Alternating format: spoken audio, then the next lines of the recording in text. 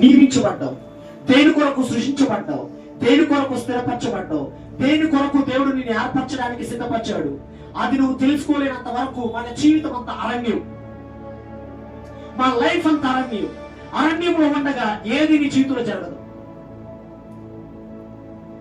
హల్లెలూయా, హల్లెలూయా, హల్లెలూయా. 40 సంవత్సరాల మోషే ఎవరికి కనిపించింది. అయితే ఇప్పుడు హోరేబులో ఉన్న దేవుడు మోషేని దర్శించి తన గుర్తింపు తెలియజేయాలనుకుంటున్నాడు. హల్లెలూయా, హల్లెలూయా. పర్సనల్ విషయం చెప్తాను ఏంటంటే, దేవుడు మోషేని కలిశాడు. ఎక్కడ కలిశాడంటే ఆ కొండ మీద, హోరేబు కొండ మీద. పొద మండుతా ఉంది, అగ్ని పొదను కాలుస్తా ఉంది, కానీ కాలిపోలేదు. అక్కడ దర్శించాడు. మోషేని దర్శించిన విధానము, దేవుడు మోషేని సంధించిన రీతి చాలా ప్రత్యేకమైనది. హల్లెలూయా, హల్లెలూయా. మోషేని కలిసిన ఆ దినము మోషే చెప్తున్నాడు దేవుడు, మోషే నువ్వు సాధారణ వ్యక్తి కాదు. మోషే నువ్వు సాధారణ వ్యక్తి కానే కాదు. హల్లెలూయా. నువ్వెవరో తెలుసా? మోషే యొక్క గుర్తింపులు చెప్తాను, నేను రాసుకోండి. మోషే యొక్క గుర్తింపులు చెప్తాను. అందరూ ఈ రాత్రి జాగ్రత్తగా శ్రద్ధగా వాక్యం వినండి. మోషే యొక్క గుర్తింపు ఏంటో తెలుసా? అమ్మ, మోషే యొక్క గుర్తింపు ఏంటో తెలుసా? జాగ్రత్తగా 4వ అధ్యాయానికి రండి ఒకసారి. 4వ అధ్యాయం, వాస్తవానికి 3వ అధ్యాయం చూడాలి. నిర్గమకాండం. ఇంట్లో మోషేకున్న గుర్తింపు ఏంటి?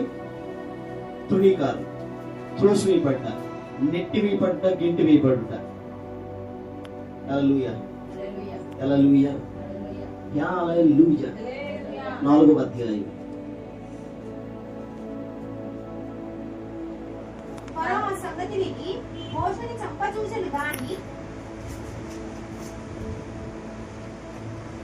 ఇంకొకరు చదవండి.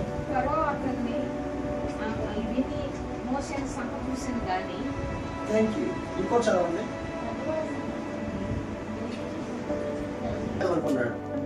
దేవుడి యొక్క మోషే జీవితంలో ఐడెంటిటీ నుంచి 7వ అధ్యాయం ఒకటి వచ్చు. ఫరో అయితే మోషే చెప్పాలనుకున్నాడు, అదే ఫరోకి దేవుడు మోషే. హల్లెలూయా. ఎవరైతే నిన్ను తృణీకరించారో, నేను నా వైపు చూడండి, వాళ్ళు నువ్వు బాస్. ఏ చుట్టమైతే నేను వద్దు చీ పో అన్నారో, వాళ్ళకి నువ్వే దిక్కు. నువ్వు తప్ప వాళ్ళకి ఒక్కరు ఎప్పుడు చూసేవాళ్ళు, నువ్వే దిక్కు. ఫరోకే మోషే దేవుడు. ఏంటి అసలు ఇది? మోషే నేను ఫరో చెప్పాలనుకున్నా, ఆడికి తాతలు. అసలు ఈ శక్తికి దేవుడు ఎవరంటే ఫరోకి నువ్వు దేవుడు. నేను చేస్తాను దేవుడిగా. మీరు రిసెప్ట్ చేశారు కదా, నేను నిన్ను అపాయింట్ చేస్తాను. మీరు ధృవీకరించారు కదా, నేను నిన్ను యాక్సెప్ట్ చేస్తాను. రామోషే, నీ గుర్తింపు నేను చెప్తాను. రామోషే, హల్లెలూయా. 40 సంవత్సరాలు డిప్రెషన్ ఉండిపోయింది, చాలా ఏడ్చింది. ఏడ్చిన దినాలు అయిపోయింది. నీ జీవితంలో హోరేబు ఉంది. హోరేబు నీ ఐడెంటిటీ, నీ ఐడెంటిటీ దేవుడు స్థిరపరుస్తాడు.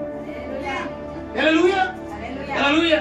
నువ్వు ధృవీకరించబడ్డవంటే గుడ్ న్యూస్. ధృవీకరించబడిన చోట తలపైకి ఎత్తబడుతుంది. హల్లెలూయా, హల్లెలూయా, హల్లెలూయా, హల్లెలూయా, హల్లెలూయా. చెప్పాలనుకున్న వాళ్ళకి నువ్వు బాసు. హల్లెలూయా. అసలు ఈ మాట ఎట్లా ఉందో చూడండి. 2వ అధ్యాయమేమో ఫరో చెప్పాలనుకున్నాడు, 7వ అధ్యాయంలో ఫరోకు దేవుడు మోషే. అసలు మీరు చూడు సార్, నేను ఫరోకి నిన్ను అధిపతిగా చేస్తానంట్లా, నాయకుడిగా చేస్తానంట్లా. దేవుడు చూసారా మాట? దేవుడు అంటే మోషే. మోషే ఏంటి ఫీల్ అయ్యావు కదా, ఎవరు నేను బాధ పెట్టారని. నువ్వు దేవుడివి. చాలా మంది అంటారు మనుషులు దేవుడు లాగా ఉన్నావు అంటే మోషే అనాలి. ఎందుకంటే మోషే దేవుడు అయిపోతున్నాడు. నేను చెప్పాలని చాలా మంది ఉన్నారు. చాలా మంది ఇట్లా నువ్వు సత్యం బాగుంటుంది అనుకోవడం చాలా మంది ఉన్నారు. అది కాదు, నువ్వు బాసుని. హల్లెలూయా. అది నీ గుర్తింపు.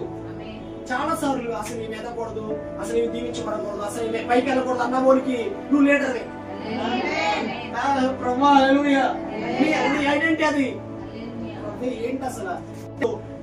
ఆ స్కూల్ నీదావింది, నీ ఐడెంటిటీ అది. హల్లెలూయా. చిన్నప్పుడు నేను అన్నారు నీ మొక్కలు వాళ్ళు కూడా రావన్నారు, కానీ ఇప్పుడు నువ్వు English medium teacher, Telugu teacher, social teacher, physics teacher, NSM teacher, come on have Hindi teacher రాపైనా, కమాన్ హల్లెలూయా, కమాన్ హల్లెలూయా. నీ ఐడెంటిటీ అది. మోషే ఫరోని చెప్పాలనుకో, ఆ ఫరోకి నిన్ను బాస్గా చేస్తా, ఆ ఫరోకి నిన్ను ఏలిక చేస్తా, ఆ ఫరోకి నిన్ను ఘనతగా చేస్తా. అందరూ ఫరో చూస్తే ఫరో నిన్ను చూడాలి. అసలు దేవుడివి. నేను చెప్పాలనుకున్న చోట నీ తలపై చేస్తాడు. అసలు ఎదగకూడదనుకున్న చోట నిన్నే నాయకుడిగా చేస్తాడు. నీ ఊళ్ళో నేను చాలాసార్లు రిజెక్ట్ చేశానేమో, నువ్వు ఊరికి ఎండ్ అవుతావు, ఊరికి కంట్రోల్ అవుతుంది. ఒక రోజు ఊరంతా నీ మాట వినే రోజు రాబోతుంది. చుట్టాలందరూ కూర్చోబెట్టి నీ మాట శాసనంగా దేవుడు స్థిరపరచనన్నారు.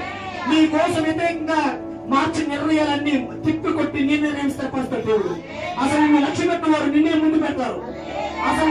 నిన్ను విలువ పెట్టి చూడని వారు నిన్నే విలువగా చూస్తారు. ఎప్పుడు చూసినా నీకు అసలు కనీసం నీ పేరు ఎత్తిన వారు ఈసారి కలబెడతారు నీ పేరు.